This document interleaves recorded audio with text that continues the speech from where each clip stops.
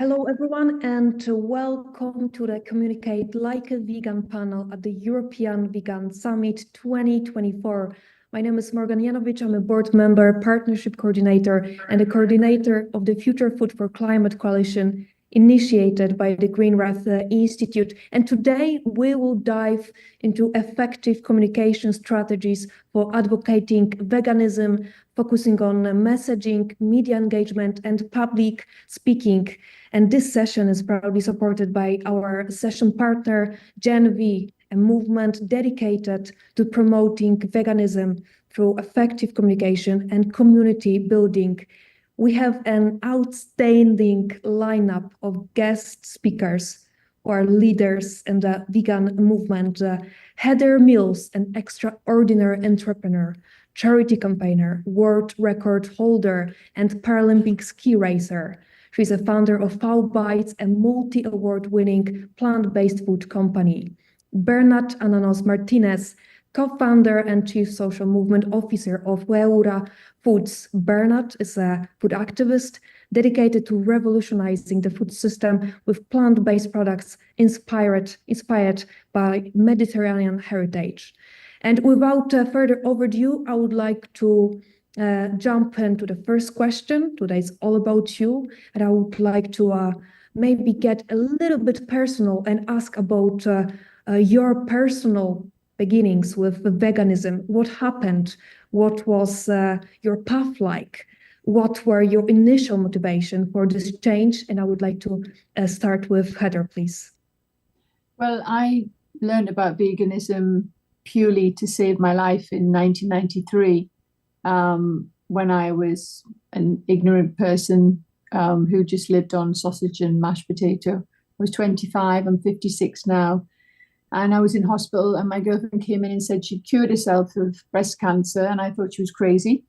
But I wanted to get out of hospital. I'd been in there 5 months after losing my leg, crushing my pelvis, and puncturing my lung. So I'd try anything. I had an infection. They kept chopping my leg off more and more. So she took me to a place called Hippocrates in West Palm Beach. They put me on a plant diet. I healed in 2 weeks, and I was converted. I was raw vegan for 2 years. But then it was very hard to be sociable going out. So I started to develop the early day first vegan burgers, vegan fish, vegan everything, so that I could have the things I liked without harming my health. And then I learned more. Oh, actually, I'm not eating that animal, because that wasn't my first reason for going vegan. It was survival and health. And then I learned more about the environment. So I thought, okay, why wait till somebody nearly dies or gets ill before going vegan? Why not? Let's try to wean people off those addictions of meat and dairy, and try and then help all those three sectors in the healthy environment, and basically protect the animals and our fellow human beings. So that's when I created VBites, and its largest 350 SKUs company in the world, basically plant-based facility. So never took a penny from the business. Everything goes to animal sanctuaries, charities, anything we can do to make a difference while we're on this planet for a finite amount of seconds. That is amazing. That is very inspiring. Thank you so much. And Bernat, what about you? I don't know if it's going to be that inspiring, but the first seed was when I was leading a Boy Scouts kind of, it's the most similar word I can use, group in my village. And we've done an exchange with a London group. And there it was so normal to have vegan kids, vegetarian kids. The food had many options. In our group, we never had this kind of conversations. Since then, we started to have these conversations, and this was the beginning of me not being vegan or vegetarian at that point, but like kind of, oh, wow, maybe it makes a lot of sense, especially when you are doing activism in other sites. You start to see that at the end, they are all connected, and it doesn't make sense to push just one because the other one is so next to. And then the big change was 1st of January, I don't know, maybe 9 years ago, where I read something about the Amazon, and it kind of impacted me like in a crazy way. I always dreamt of going to the Amazon. I've never gone yet. I will at some point. But it impacted me so much that I said I have to do something. I mean, it doesn't make sense that I'm not turning vegan. So at that point, I decided, mate, you have to you have to change. So the first thing was sustainability, planet, and but then like all the other layers come after. Bernat, and let's stay with you for a bit. There are forecasts for the growth for the vegan market, and they're very optimistic. But the question is, where is the vegan industry today, and how would you assess its last years, a time of COVID, inflation, galloping raw materials and energy prices? How has this affected the industry, and how will it affect its future development? And of course, Heather, if you would like to jump in after Bernat, you're more than welcome. Yes, please. And hopefully Heather it feels this optimism that you said at the beginning. I am optimistic because I'm optimistic, and because it makes so much sense that in few years or some years, everything is going to be plant-based. It makes sense. But for example, in Spain now we have huge challenges. Like there are not many people now starting like to eat plant-based. So it's super stagnated. Different countries, different realities. France is growing, Italy is growing, but these optimisms, sometimes we like to show kind of like this is the way forward and that it makes so much sense, more and more options, but we also have to be realistic, and the barriers are huge, are massive. I'm sure that it's in our hands to make it, but it's not like 3 years ago. It's not like the starting COVID times where like people kind of started to think on maybe I have to take care more of the planet because all these things that can happen, and maybe I want to cook more and I want to take more care of my health. It's not those times. Now people starting the life again, like life goes quick, prices are high, so you choose the cheaper options. Which are the cheapest options? Normally not the plant-based, or at least not the high quality plant-based options that we should be eating if we want to take care of our health as well. I mean, I'm optimistic, but the barriers now are big, but we are here to solve them. That's why we are I think you're right. I think the number one thing we have to do is change the messaging. The good thing is the meat and dairy industry are now afraid, and they need to benefit from it as well if anything's going to move forward. We've done a much better job of that in Britain than they have in America. We've duplicated all of and replicated all of the vegan cheeses and done that for a lot of the big corporates. But if we don't change the messaging, and this is what happened when we gave the Americans the vegan burger to do that wonderful IPO, they weren't ready for the backlash from what they created. And when you start off to doing something, you have to look at it as a macro. So I knew that as we've been doing it for 30 odd years, as it became popular, we knew that was the danger time. So rather than get excited, oh, we're here now, we've got to the top of the hill, there's always a Gartner effect. And I didn't think it would be as bad as it was. And I didn't think people would be that uneducated to think that a lot of plant-based was processed, and they don't understand what processed is and what the ingredients are. You can chop up iceberg lettuce.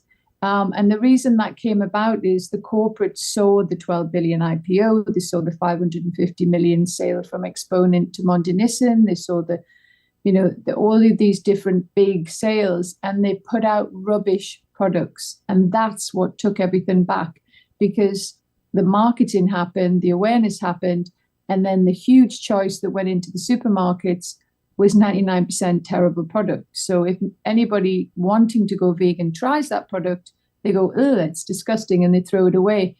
So all the work that a small group of people had done for many years was pushed downhill again. The only good thing about what's happening is it's cleaned out a lot of the rubbish. So it's unfortunate. We're kind of starting again. The awareness is much bigger, but if we're going to move forward, we have to think on creating products that basically minimize cruelty to animals. And what's happened now is the word vegan and is being given that umbrella of process. So we've got to re-educate people and show how a vegan sausage is made through the process to the end, and how a pig is made through the process to a pork sausage. And then the public go, oh gosh, yeah, it's much better to eat a vegan sausage. But now they use that as the excuse to go back to eating meat, which is going to destroy the planet and their health and everything else. Nothing's changed.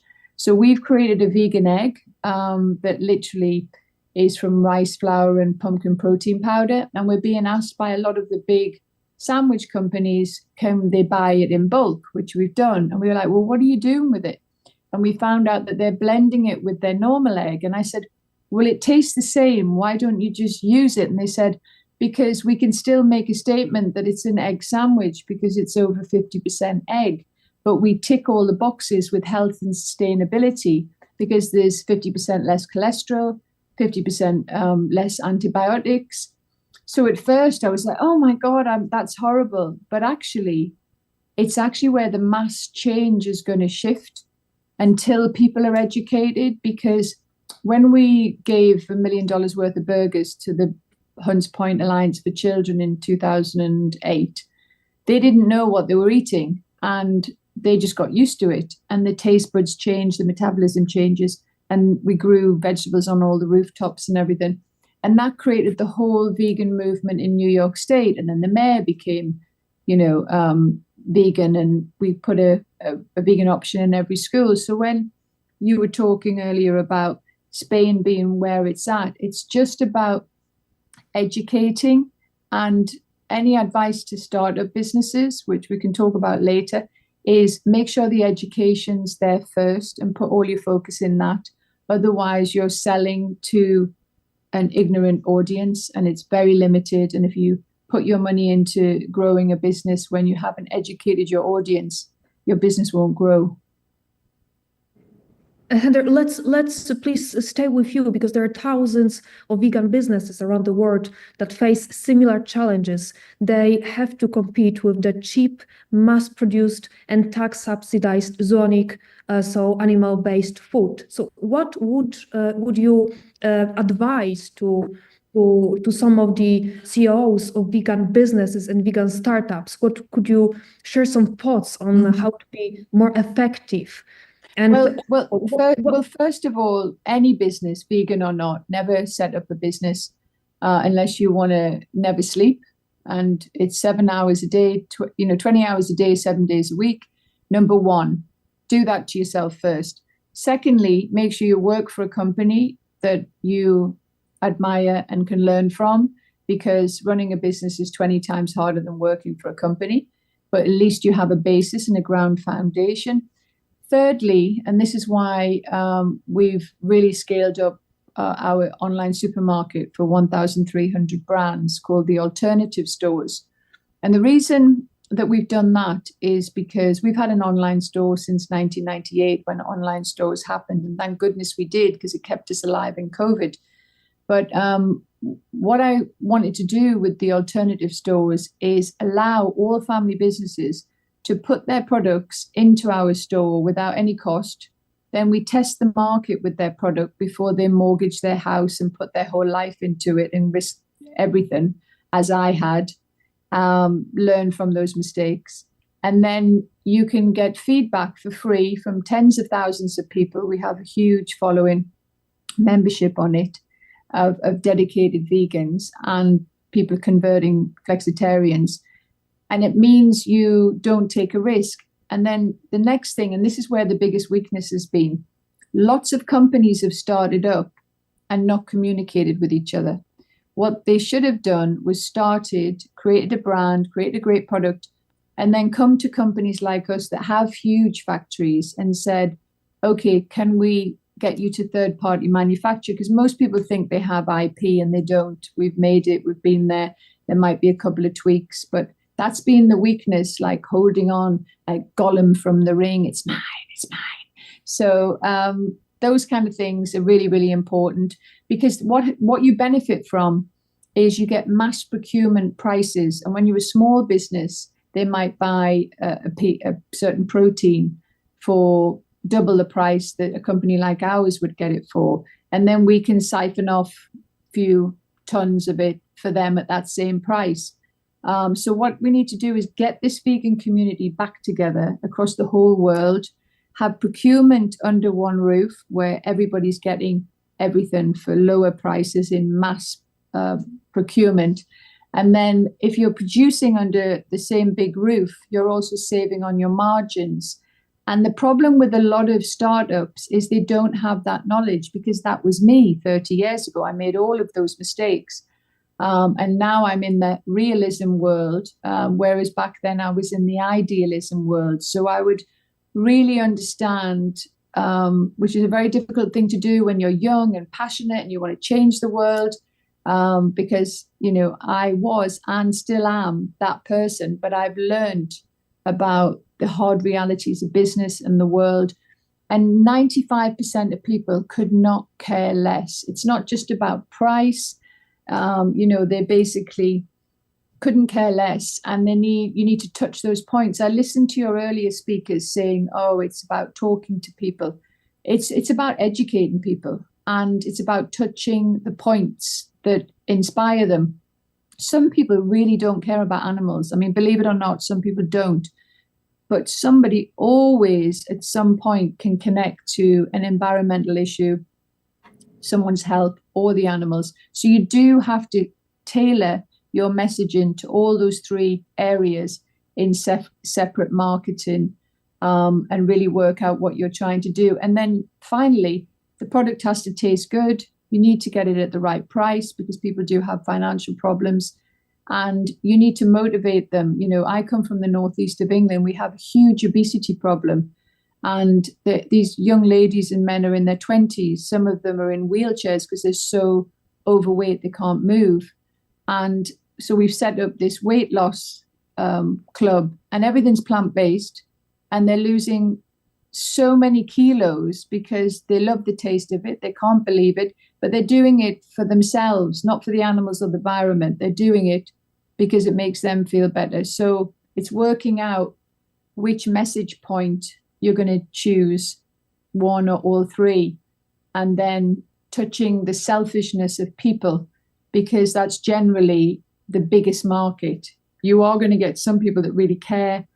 A lot of people generally care about what they eat and their stomachs. So just make sure it tastes great.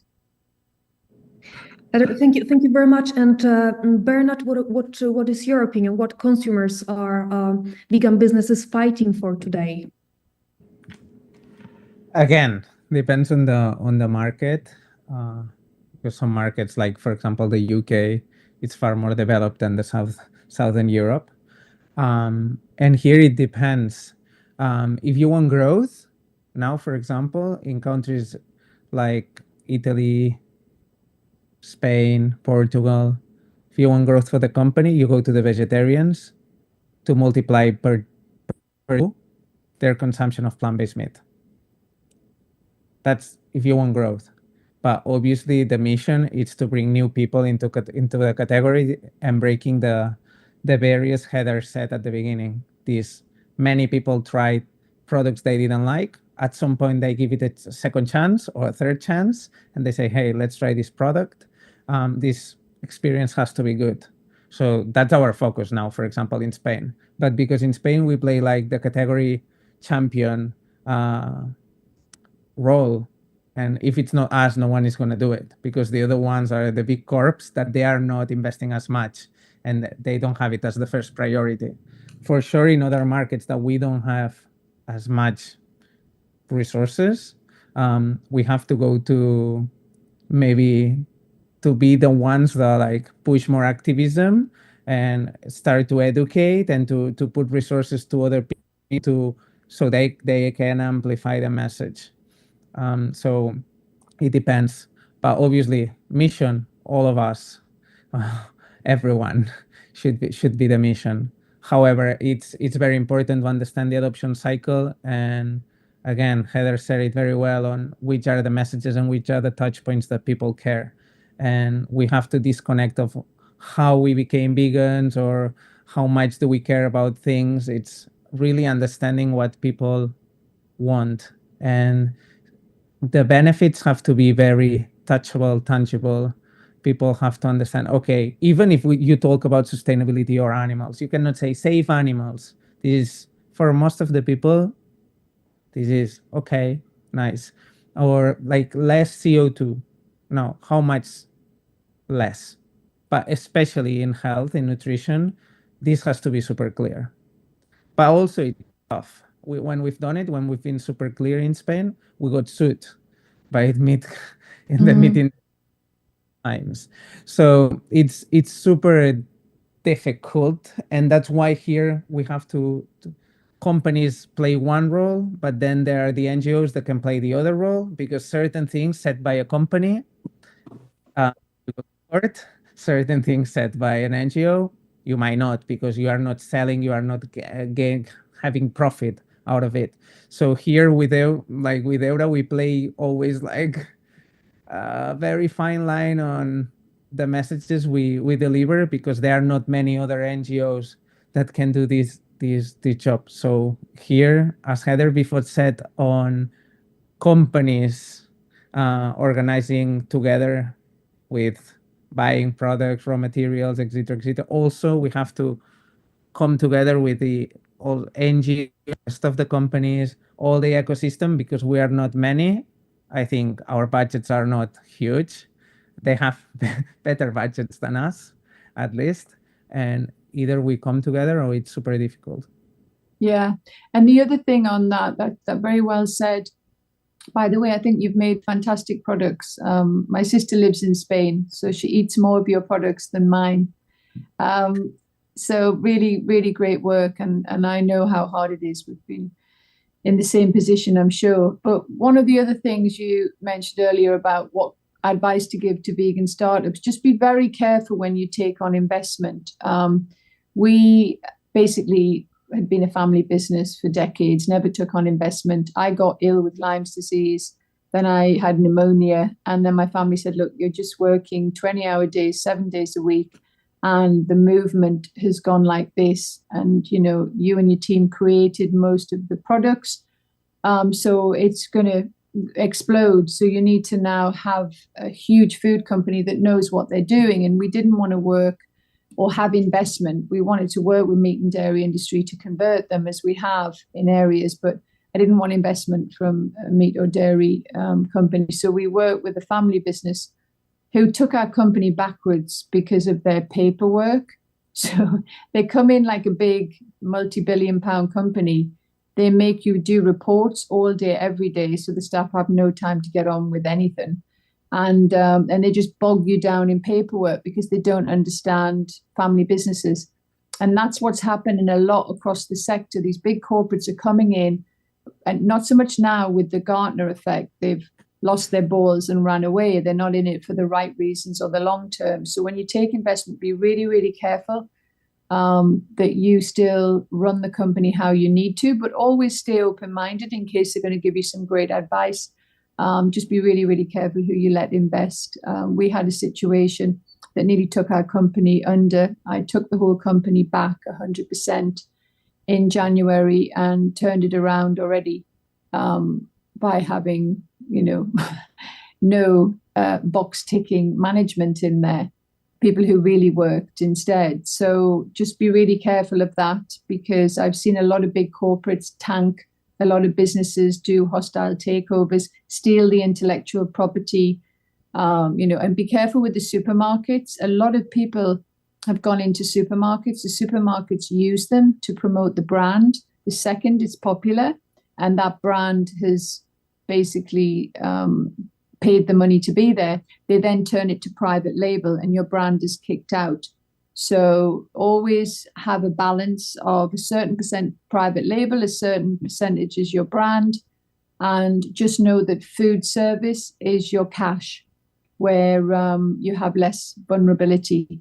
And yeah, and make sure you scale bit by bit. So if you do go into a unit, make sure you've got enough room for growth, but not too much room that your overheads will kill you. So just basic points. And I've seen a lot of companies come and go and really overspend. I look at all the spend, and other people look at sales, and I look at, okay, what's the point of getting these millions of sales and you're throwing millions over here down the toilet in wasting utilities, in being not negotiating on insurance or proper procurement deals. So it's really important to understand the picture holistically. When I could smell that the British public were going to be percentage high, stupid enough to vote for Brexit, I quickly bought lots of stock to sit on the assets sheet, and then we could sell excess we didn't need to different corporate companies who didn't plan ahead to make profit for the company. And then things like war zones, I've worked in lots of war zones, so I knew then that they would say this bullshit of energy problem that was never there, so they could really take advantage of everybody when there was no energy problem. There was no gluten problem. They were pretending the Ukraine war, these brokers were tripling the prices, and people believed it. So it's about finding out what the truth is. Always run your business like there's going to be a disaster. It's a horrible way to live a life, but there will always be a disaster. You always have to have a contingency, and you always have to have an A, B, C, D, E, F, G, H, I plan all the time. Think outside the box of what can happen on a macro level. And when you get some bad publicity that's made up about a word processed or an ingredient, you have to know which ingredient you're going to swap to until the public go, oh, actually, there's nothing wrong with that ingredient. I didn't know that's what it meant. So you're thinking about all those things when you're working in an industry which is trying to change people's lives, the animals, and save the planet, because we have no choice. If we don't do something, there is no planet in 50 years. End of.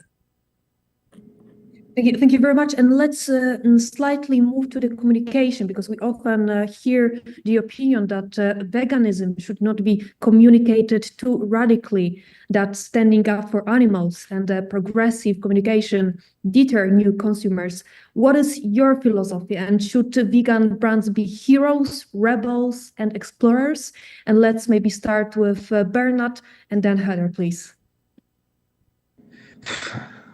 Yeah, interesting question. At the end, it's understanding what people need to make the change you want them to make. And this is so difficult for us sometimes. And when I talk to my vegan bubble, we all want everyone to become vegan for the animals, and these are the messages that we should give. But then obviously, this is not most of the people need to make the change. So I would say what's more radical in here when you are in business is to understand the game. Understand the game. The first years here, obviously, I mean, we started emotionally. It doesn't make sense to start a business. It's terrible. I mean, it's intense work, especially when it's a beginning of a new sector. In Southern Europe, which was like 8 years ago, like saying vegan was like crazy. But at the end, it's organizing these emotions and saying, okay, what do I need? What do I know? What do I want? And what do I need to get there? And it's so different than what you would expect. Here in Spain, when you do all studies, you check what people want, look for. It's convenience, taste, price, and then it comes all the rest. Then comes nutrition, and then sustainability, and then animal welfare, understood as animal welfare as the industry put into the market. So what we are doing now, it's this multi touch point messaging. So understanding this. So let's be ad hoc to them, like messages to them, the 3 messages they want, these all the time. Then the other group, thanks to the digital advertisement as well, now we have this power, and we can divide the messaging and be more effective. Obviously, we are not being as effective as we would like, because we have a 3% penetration in the households in Spain, and we are the leaders, doubling the second one. So sometimes when we say we are the leaders, people think, oh yes, Ferrari's at the door. No, 3% of the households, a lot to do, a lot of R&D behind, a lot of resources. So I would say sometimes being very strategic is the most radical thing we can do in the business. People surrounding me that they don't understand this, and I understand why they don't understand. But in the position I am, like leading this company, I think switching certain messages to very simple benefits consumers can understand is the most radical thing we can do as a company. Even though if I would love just to put the number of animals that are dead every second in the packaging, and this would move everyone to plant-based. Unfortunately, this is not yet the moment. Yeah, I agree. I think also the younger generation is probably the most important. It's not going to reap the quickest rewards immediately because their parents have to buy the products. But the amount of people I know that were converted to veganism because their 13, 14-year-old child came home from school and said, Mum, I can't believe you're feeding me this. Do you know it does this, this, this, this, this? I'm not eating that anymore. We all have to go vegan. And those youngsters are doing an incredible thing for the movement to educate their parents. So I think, again, it's targeting messaging for each mindset, but also for each generation, because it's the next generation that have a planet to live on, hopefully, but it's my generation's fault and the generation before that it's in the terrible state that it's in.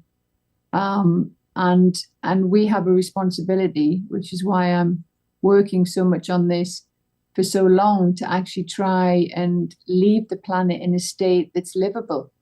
And that also resonates with some of the parents when you say, okay, you don't care about the animals, the planet, the environment, and you just want to eat and do and live a superficial life. But you must love your children. You must want to leave a planet for your children and your grandchildren. And that sometimes makes them think. So it's working out each touch point. It's a perfect example that's for corporates is the health service in the UK is horrific. And everyone talks about how bad it is, but how badly funded it is. The nurses and doctors are fantastic, but the dietitians who write the menus should be struck off. They shouldn't be called dietitians, because I picked up a friend whose father had open heart surgery, and I went to collect him, and he was eating mince and mash, like beef, with ice cream and jelly, and he just had a heart attack. And the exact food they were feeding him was the reason he had the heart attack in the first place. I mean, that's saying that we're living in the 12th century. If we can't even in a hospital dictate and control what the patient is eating when we have them captured to actually eat something healthy and give them no other choice so that they're not back in the hospital the following month, what kind of people are running the country? And that's what's really, really key going forward, is to get those people out of their positions of power and get real doctors and scientists and nutritionists and advocates in to create a very, very simple solution. I analyzed the whole of the National Health Service spreadsheet because we'd done so much to change things in New York. And we could save 250 million immediately with great tasting, cost-effective food. That now they want to listen because it's about money. It's not about the health of the product. But when they looked at it, like we did with the prosthetics, used to be horrible prosthetics. And when I lost my leg, I changed all the prosthetic system and made the different legs and things and showed that if you invest a little bit more, That person then walks, they go and work, they pay their taxes, and they become part of the community. So if we can get away from this linear thinking of just a quick fix and make it more of a macro, the same way in food, then we should wipe out all vending machines in hospitals. We should only have healthy soups and smoothies and minimal solid food, because the best time to make someone healthy is to stick them on a detox when they're in hospital. They're not going to die. They're going to survive and live and thrive. And you're going to save hundreds of millions of waste food. So when we showed that, they started to think, oh, it's going to save money. And it's also going to make a healthy person. And the nurses and doctors are not cleaning up diarrhea and constipation and feeding people pills. So simple. But the people who are in power are so stupid. And that's what we have to do, is remove those ignorant, stupid people and put people in who understand what needs to happen to make a healthy nation. And a healthy nation clears people's heads and makes them less cruel to animals and think with a conscience and a clear mind of what we're doing to the environment. But while we're fogging up the brain with junk food and destroying the planet and harming the animals, nothing's going to change. Thank you very much. And there's a comment from Sandy M. And I quote, "Standing up for what is right or wrong should be strong enough to thrive any business at the scientific research outlining the danger of meat consumption to humans will certainly suffice." Heather, you have underlined very well about your mission that stands behind your business. But what about Bernat? What is the mission of Heura Foods? At the end, it's contributing to the protein transition. And we use the word contribute because I think it brings you to down to earth on this needs many players, and it's all society, institutions, companies, people, NGOs. So our mission is this. We started two vegans wanting to put animals outside of the production equation. We organize it this way, contribute to accelerate the protein transition. But at the end, it's this contribute because we are not alone, accelerate because it's not yet something close. So, but it's on at the end, it will happen, but it's on our hands to make it faster or slower. And protein transition, I think it's super clear. Thank you very much. And we're coming to the last question before we move on to the Q&A session. What will the vegan market look like in 20 years? And if I could ask Heather to answer the question first. Well, if we've managed to achieve what we need to achieve in the next 10 years, it will be huge. But if we don't manage to get the messaging right and educate the public, there won't be a planet in 20 years. It will just be a flooded, complete mess of devastation. And if people can't look around to see what's going on and what was predicted 20 years ago, which is now happening, then there is no hope. So I like to think on the positive side that people don't need to get sick every time before they transition to something.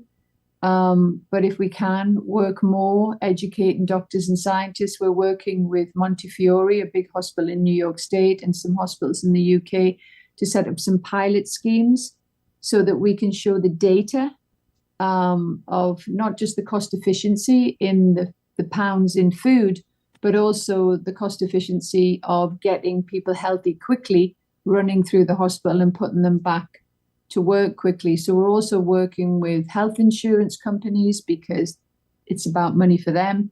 And how can they get the messaging out more? How can doctors create more prescription meals for their patients? And if we can do all that, then we have a chance to save the planet and still be here in 20 years, seeing happy, healthy, productive children rather than what you see at the moment, which is obesity everywhere and parents pushing their kids around with chocolate bars and Ribena in their mouth. So yeah, but that has to happen or there's no planet. And there's a great comment from Amanda. Thank you, Heather, for saying this. Dietitians need to do better, but unfortunately, animal agriculture has corrupted these professional dietetic Correct. institutions. We need nutrition experts who aren't beholden to these industries. Correct. Absolutely correct. I mean, I've seen so many scientists and doctors get paid, because I used to be an undercover investigator reporter at the BBC, and I would listen to people in America saying, how can you sit there knowing what you're promoting with meat and dairy is a complete and absolute lie? Because they're getting paid. And some people will sell their souls and some people won't. So I think, yes, exposing people like that, but there are also a lot of amazing scientists and doctors. I spoke to a surgeon who said he had to keep running to the toilet every 20 minutes in the middle of surgery because of his bad stomach. So I helped him change his diet, and now he used to sleep sitting up with acid reflux for 12 years and had lost control of his bowels. So I was like, how can such a highly educated professor, surgeon, not understand nutrition? I just couldn't get my head around it. So I changed his diet, and within 2.5 weeks, he's never, ever had a problem since. And that's what's scary, is a lot of the highly educated people are only educated in a bubble, and they've spent their life in that bubble, and it's not in the bubble of nutrition. So yeah, you're absolutely right. There's so much misinformation out there, and so many like crazy people who are selling their souls to put the misinformation out there. So it's about reaching out to them to wake up and say, actually, do I want to be on this planet to make a difference, or do I just want to be on this planet and basically leave it having done absolutely nothing? Thank you very much. And Bernat, vegan market in 20 years. I'm gonna think optimistically. At the end, if we reach the people with the message that moves, so it's all about perception, reality, and making this gap smaller. 2 weeks ago, we've done a study here in Spain, and we made 1,000 people organize 4 things in terms of impact, and it was switching animal meat to plant-based meat, putting renewable energy, recycling, and using less water during the day at home. These were just home activities. They list and ordered these for more to less impact. Not surprisingly, for many, turning to plant-based meat, it was the least. Like, I think just 10% put it in the first position.